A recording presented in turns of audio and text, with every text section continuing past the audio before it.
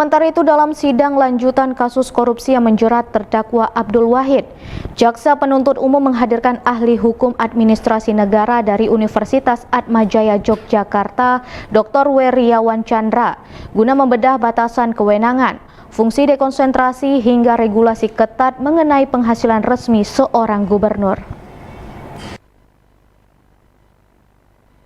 Terkait kedudukan gubernur dan unsur anggaran di hadapan Majelis Hakim, Weriawan Chandra menjelaskan bahwa gubernur memiliki dualisme kedudukan yang sangat krusial. Selain menjabat sebagai kepala daerah dalam kerangka otonomi, gubernur merupakan wakil pemerintah pusat di daerah atau perpanjangan tangan presiden melalui asas dekonsentrasi. Sebagai penyelenggara negara, seorang gubernur dibebani kewajiban hukum untuk melaporkan kinerjanya melalui laporan keterangan pertanggungjawaban atau LKPJ serta kekayaannya melalui LHKPN. Ahli kemudian membeberkan secara rinci komponen penghasilan resmi yang sah diterima oleh seorang gubernur berdasarkan regulasi yang berlaku. Sementara itu, terkait aturan tenaga ahli, Weriawan Chandra menegaskan aturan baku yang berlaku di birokrasi, di mana tenaga ahli idealnya diambil dari unsur aparatur sipil negara atau ASN.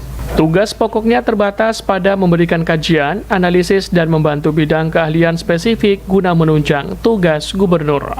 Itu sekarang di dalam Undang-Undang AP itu menjadi norma, tapi juga sebenarnya dia pernah menjadi asas larangan penyalahgunaan wewenang.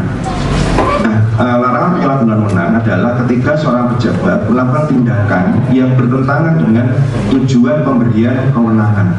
Misalnya saja, ketika seorang pejabat pemerintah dalam melakukan tindakan, kalau dia misalnya seorang kepala daerah misalnya mempengaruhi proses pengadaan barang dan jasa di luar prinsip profesionalitas, ini suatu tindakan yang menyalahgunakan wewenang karena sudah ada tim yang dibentuk tapi mengarahkan dan seterusnya sehingga melanggar prinsip pengadaan barang dan jasa. Itu juga salah contoh penyalahgunaan wewenang.